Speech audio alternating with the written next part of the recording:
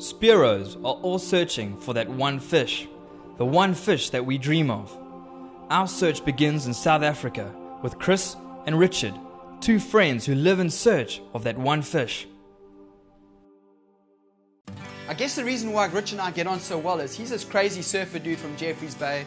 I mean, they're mostly surfing. He doesn't get much time to dive. Richard is so excited about spearfishing, he'll do almost anything to get in the water. I mean, he's been on a trip. There was no boat, so he decides just to go out to sea with these guys on this little wooden rowing boat thing into the middle of absolute nowhere. There's no safety gear, there's no radio contact, nothing. They're in the middle of the ocean. These guys go missing all the time.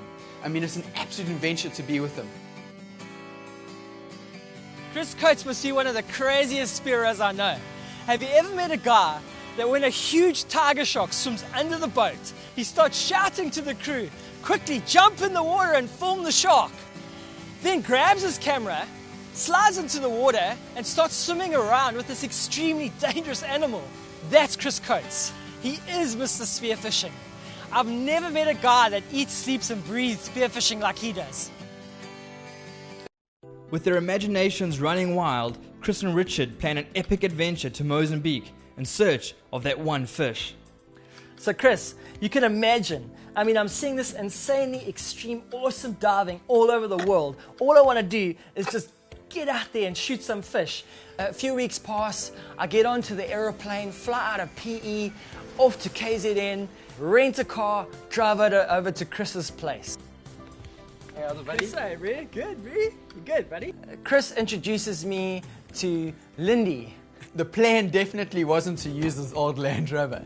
I look at this car and I'm like, is this actually going to get us all the way 18 hours up the Mozambique coastline?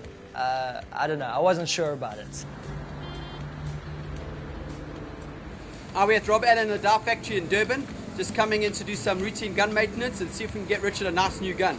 It was just a really good time with Rob, reconnecting with him. I haven't seen him for about a year. Hey, how's Rob?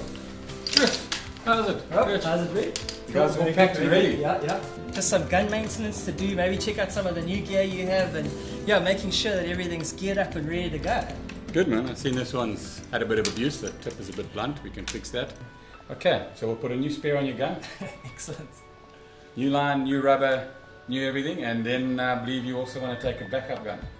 Definitely. I've got something I want to show you. This is my favorite. All carbon, low profile muzzle. Test it for me, please. Jeez, Bree. I mean, how much better can it get? And we haven't even started going to Mozambique yet.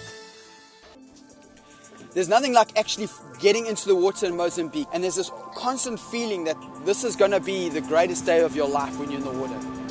We found the clean water, I mean really clean water, but there just were no real game fish to talk of. I mean, we saw the odd cooter here and there and the odd kingfish, but you know, we just didn't manage to get any spears into any fish. Been on the sea for about 4 hours and we have a clean, empty hatch. And we're in Mozambique, boys. Something's wrong. The guys are upset. We're not shooting any game fish, but I haven't dived for a couple years properly, and I'm seeing these massive reef fish swimming all around these reefs that we're diving, and I'm like drooling. I'm thinking to myself, man, it's time to start taking some fish here. You know, let's start hunting reef fish. So we start changing our whole strategy. So I'm down on the reef looking for these boha snapper. They keep popping their heads in and out of these cracks. And this big Iggy comes up and pokes his head over the reef. I lift the camera up and I take the shot.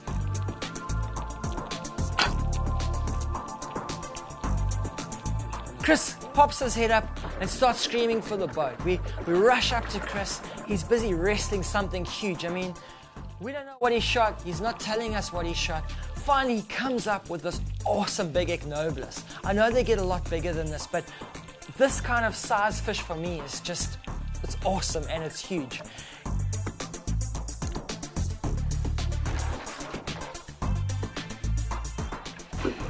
This is Mozambique, but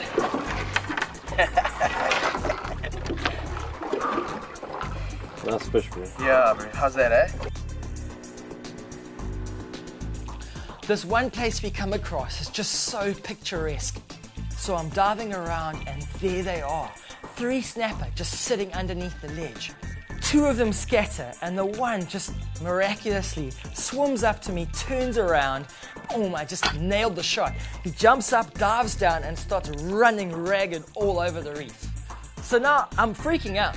I've just dived down to 70, 80 feet. I'm gasping for air.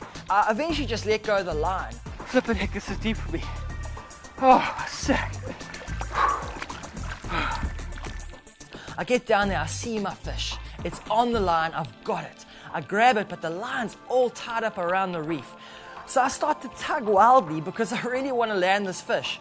And I realize there's just no ways. There's no ways I'm going to get this fish out. So I had to let my fish go and swim all the way back to the surface, and we had to start the whole process again.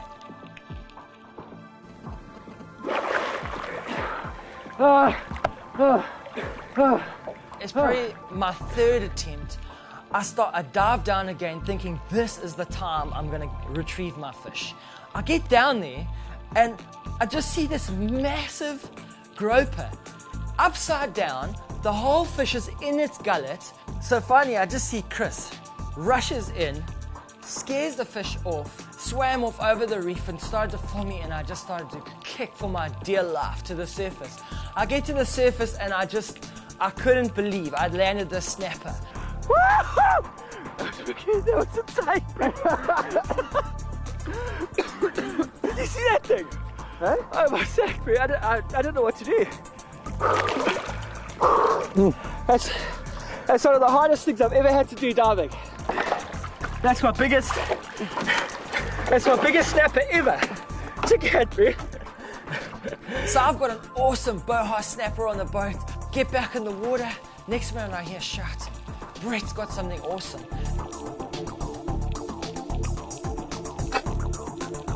Swim over to him and I just see this big fat coral trout or cod on the end of a spear. What an awesome fish. We head off to this one pinnacle to see if we could just maybe put one more fish on the boat. So we're getting out there, suddenly Chris says, check this out guys. He looks in the Lawrence fish finder and it's just this beautiful pinnacle that just comes out of the water. So now it's like, oh my goodness, there's fish all around, we can see it on the fish finder. Get into the water, start looking around, trying to get orientated, and we start to drift onto this beautiful stretch of reef. I breathe up, dive down, head down to the bottom, and there is this beautiful coral trout just sitting there. Nailed the fish. It screams off, takes off my line. I'm letting the line fly out of my hands. Boom, he dives into a cave somewhere.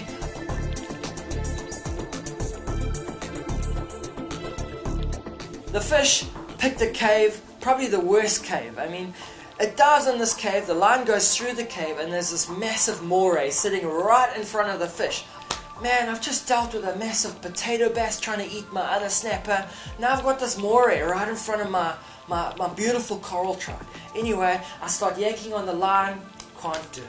I see there's no ways I'm going to be able to pull this fish and the spear through the cave. Chris taught me once again, if that happens, just go unclip your spear line. So I did that, went down, unclipped it, went back down again, picked up my fish and my biggest coral trout ever.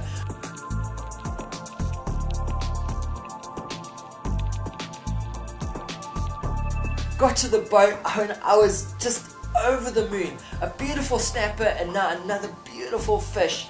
So we get back to the beach, we take the boats up, and we start weighing the fish and everything, and Richard's marble cod comes out to like 11.5 kilos.